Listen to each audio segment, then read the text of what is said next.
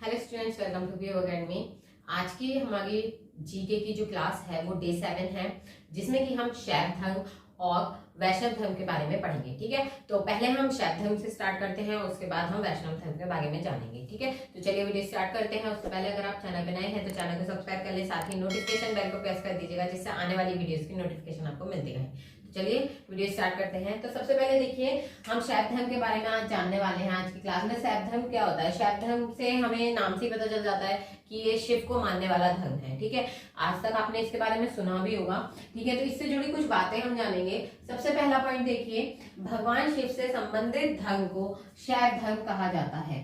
ठीक है, तो सबसे पहले हमें, जैसे कि आपको पता चल रहा है यहाँ पे, अगर हम शैव शब्द को देखें, ये किससे जुड़ा हुआ है, शिव से जुड़ा हुआ शब्द है। ठीक है, तो शैव धर्म का मतलब ही क्या है, शिव को मानने वाला धर्म। ठीक है, तो ऐसा धर्म जिसमें हम भगवान शिव की आराधना करते हैं, भगवान शिव को पूजते हैं, भगवान शिव को ही मानते हैं। ठीक है, यहाँ पे केवल भगवान शिव की बात हो रही है, तो उसे ही शैव धर्म कहा जाता है। ठीक है, चीजों को साथ साथ याद करेंगे। मैं डेली आपसे कह रही हूँ, अगर आप साथ साथ याद करते चलेंगे तो आपको कोई प्रॉब्लम नहीं होगी, आपको पूरी लूसेंट की बुक याद हो जाएगी। ठीक है, लेकिन अगर आप डेली का नोट करेंगे और उसके बाद आप सोचेंगे कि मैं बाद में याद करूंगा या करूंगी, तो ऐसा नहीं होगा। ठीक है, तो साथ साथ याद करते चलिए वीडियो के।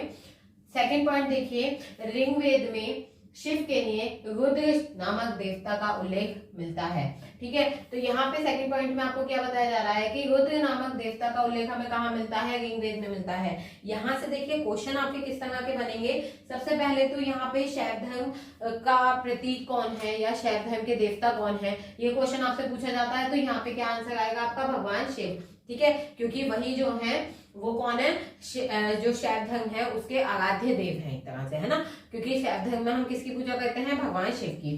फिर सेकंड क्वेश्चन आपसे ये बनता है यहाँ पर कि रुद्र नामक देवता का या शिव के लिए रुद्र शब्द का प्रयोग किस ग्रंथ में मिलता है। तो किसमें मिलता है, ऋग्वेद में हमें देखने के लिए मिलता है। किसमें मिलता है, ऋग्वेद में। ऋग्वेद हमारा सबसे प्राचीनतम ग्रंथ है, जैसे कि हमने स्टार्टिंग में पढ़ा था। तो उसमें जो भी चीजें दी गई हैं वो हमने सबसे ज्यादा इंपॉर्टेंट और सबसे ज्यादा एक तरह से सर्वमान्य मानी है ना। उसमें क्या है कि सबसे प्राचीन बातें मानी गई हैं। ठीक है, तो यहाँ पे ऋग्वेद में जब भगवान शिव की बात होती है तो रुद्र नाम से होती है। किस नाम से होते हैं, रुद्र नाम से होती है। ठीक है, तो भगवान शिव के लिए रुद्र शब्द का जो प्रयोग हुआ है वो किस ग्रंथ में किया गया है, ऋग्वेद में किया गया है। थर्ड पॉइंट देखिए, अथर्ववेद में शिव को क्या कहा गया है, भव, शर्व, पशुपति या भूपति कहा गया है। ठीक है, तो यहाँ पे अगर आपसे देखिए चार शब्द आपको दिए हैं, हो सकता है इसमें भव और शर्व तो शायद ही दें, लेकिन पशुपति या भूपति ये बहुत ही कॉमन वर्ड है। ठीक है, बहुत ही कॉमन शब्द है ये पशुपति और भूपति। ये हमें आराम से पता है कि पर्यायवाची है भगवान शिव के। ठीक है, बहुत ही सामान्य रूप से हमें पता है कि पशुपति और भूपति क्या है, भगवान शिव के पर्यायवाची हैं। ठीक है, तो यहाँ पे आपसे एक क्वेश्चन बनता है कि पशुपति दे दें या भूपति दे दें कि इस नाम का प्रयोग भगवान शिव के लिए किस ग्रंथ में किया गया है। तो किसमें किया गया, अथर्ववेद में। तो यहाँ पे आपको अथर्ववेद और ऋग्वेद में भगवान शिव का क्या नाम दिया गया है ये याद करना है। तो अगर आप ऋग्वेद में देखें तो क्या नाम दिया गया है, रुद्र, और अगर आप अथर्ववेद में देखें तो क्या नाम दिया गया है, पशुपति या भूपति। ये दो नाम बहुत जरूरी है। ठीक है, भव और शर्व भी है, लेकिन पशुपति और भूपति पे ज्यादा फोकस कीजिएगा, उसे अच्छे से याद कीजिएगा, क्योंकि यही नाम है जो कि इंपॉर्टेंट है और पूछे जाते हैं। ठीक है, नेक्स्ट देखिए, लिंग पूजा का पहला स्पष्ट वर्णन हमें कहाँ मिलता है, मत्स्य पुराण में मिलता है। ठीक है, तो मत्स्य पुराण जो है उसमें भगवान शिव की लिंग पूजा का वर्णन हमें देखने के लिए मिलता है। हम शिवलिंग की पूजा करते हैं, तो हमें जो शिवलिंग की पूजा के बारे में जानने के लिए मिलता है। तो सबसे पहले शिवलिंग की जो पूजा की गई थी वो कहाँ की गई थी, मत्स्य पुराण में की गई थी। ठीक है, अब यहाँ पे नेक्स्ट देखिए, रुद्र की पत्नी के रूप में पार्वती का नाम तैत्तिरीय आरण्यक में मिलता है। ठीक है, कहाँ पे मिलता है, तैत्तिरीय आरण्यक में मिलता है। यानी कि शिव की जो पत्नी है, यानी कि वहां पे क्या नाम दिया है, शिव का रुद्र नाम दिया गया है, और उनकी पत्नी किसे बताया गया है, पार्वती को। ठीक है, तो किस में बताया गया है, तो यहाँ पे आपसे क्वेश्चन रुद्र की पत्नी भी पूछ सकते हैं या फिर ये पूछ सकते हैं कि शिव की पत्नी का मतलब पत्नी के रूप में पार्वती का नाम किसमें मिलता है? तो तैत्तिरीय आरण्यक में हमें रुद्र की पत्नी या शिव की पत्नी के रूप में पार्वती का नाम देखने के लिए मिलता है। ठीक है, क्योंकि कुछ ग्रंथों में शिव की पत्नी गौरी भी बताई गई होंगी, कुछ ग्रंथों में शिव की पत्नी सती भी बताई गई होंगी। तो यहाँ पे आपके लिए थोड़ा फोकस वाली चीज है कि यहाँ पे आपको ये बताया गया है कि शिव की पत्नी के रूप में पार्वती का नाम हमें सबसे पहले कहाँ देखने के लिए मिलता है? तैत्तिरीय आरण्यक में हमें देखने के लिए मिलता है। नेक्स्ट पॉइंट देखिए, वामन पुराण में शैव संप्रदाय की संख्या 4 बताई गई है। वामन पुराण में क्या है? शैव संप्रदाय की संख्या 4 बताई गई है। अब यहाँ पे बात क्या है कि जो वामन पुराण है, ठीक है, इसमें शैव संप्रदाय यानी कि जो ये धर्म है, शैव धर्म हमें पता है शिव जी का धर्म है, ठीक है, तो यही शैव धर्म को जो मानने वाले हैं उन लोगों को 4 भागों में बांटा गया। ठीक है, इस संप्रदाय को 4 संप्रदायों में बांटा गया, यानी कि 4 भागों में बांटा गया। ऐसा होता है ना कि एक ही संप्रदाय में अलग अलग तरह के लोग हैं जो कि अलग अलग तरह से पूजा करते हैं। ठीक है, शिव की ही पूजा करते हैं लेकिन अलग अलग तरह से करते हैं। तो जब वो लोग अलग अलग तरह से पूजा करेंगे तो उस संप्रदाय को अलग अलग रूप में बांट दिया गया। तो 4 तरह से बांटा गया। पहला है पाशुपत संप्रदाय, दूसरा है कापालिक संप्रदाय, तीसरा है कालामुख संप्रदाय और चौथा है लिंगायत संप्रदाय। अब पशुपत संप्रदाय के संस्थापक कौन थे? लकुलिश। ठीक है, इसके संस्थापक कौन रहे? लकुलिश रहे। और इसका प्रमुख ग्रंथ जो माना जाता है पाशुपत सूत्र माना जाता है।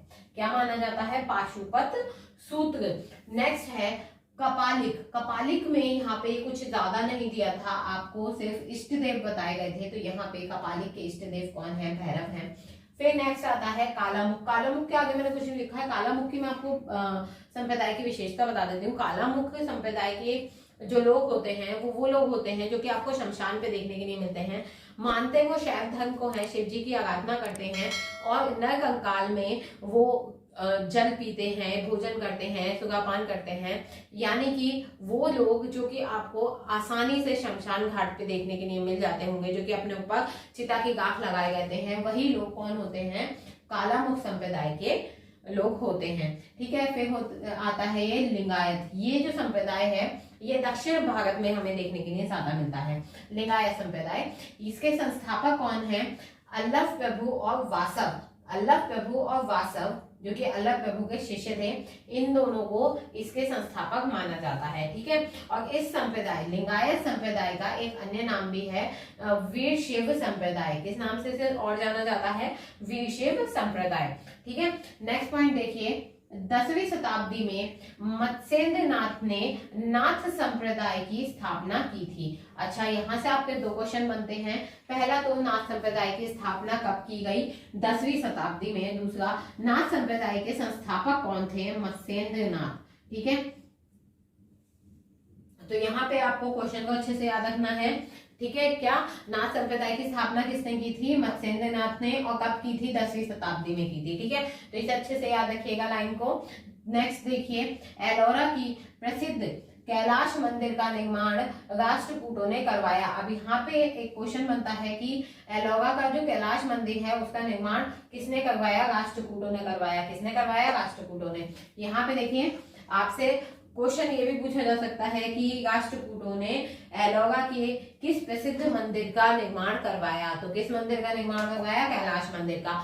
ये दोनों तरह से, जैसे कि मैंने आपको पहली वीडियो में भी बताया था कि आपके पास जितने भी पॉइंट हैं आप सभी पॉइंट्स को हर तरह से क्वेश्चन बना के फिर याद करेंगे कि इससे कितनी पॉसिबिलिटी है, कितने क्वेश्चंस बन सकते हैं। ठीक है, उसके बाद हम उनके हर तरीके के क्वेश्चन, हर तरीके के आंसर को याद करेंगे। ठीक है, जिससे क्या होगा कि हम बहुत ही क्लियरली इसे याद रख पाएंगे। ठीक है, तो यहाँ पे देखिए, आप इसका स्क्रीनशॉट ले सकते हैं या फिर आप आराम से नोट कर सकते हैं। ठीक है, वीडियो पॉज करके। और यहाँ पे ये शैव धर्म कंप्लीट होता है। शैव धर्म में इससे ज्यादा आपको कुछ नहीं पढ़ना है। इसके बाद नेक्स्ट आता है हमारा वैष्णव धर्म। चलिए उसके बारे में देखते हैं। आगे देखिए, वैष्णव धर्म। वैष्णव धर्म में जैसे कि हमें नाम से पता चल रहा है विष्णु भगवान को मानने वाली। ठीक है, तो विष्णु भगवान को जो मानते हैं या विष्णु भगवान के जितने अवतार हैं उन्हें अगर कोई भी पूछता है तो वो किस में आ जाते हैं? वैष्णव धर्म के अंतर्गत आ जाते हैं। ठीक है, यहाँ पे पहला पॉइंट देखिए, वैष्णव धर्म के विषय में प्रारंभिक जानकारी उपनिषदों से मिलती है।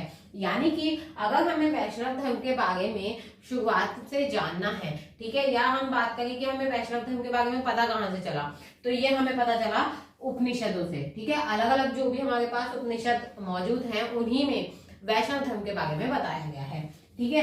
नेक्स्ट, इस धर्म के प्रवर्तक कौन है? श्री कृष्ण है, ठीक है। तो जो भी लोग श्री कृष्ण को पूजते हैं या श्री कृष्ण को मानते हैं उन्हें ये भी पता होगा कि जो श्री कृष्ण है उन्होंने ही वैष्णव धर्म की स्थापना की थी, यानी कि यही इसके इष्ट देव हो गए, ठीक है। श्री कृष्ण ही इष्ट देव हो गए वैष्णव धर्म के, श्री कृष्ण ही संस्थापक हो गए, ठीक है, श्री कृष्ण ही प्रवर्तक हो गए।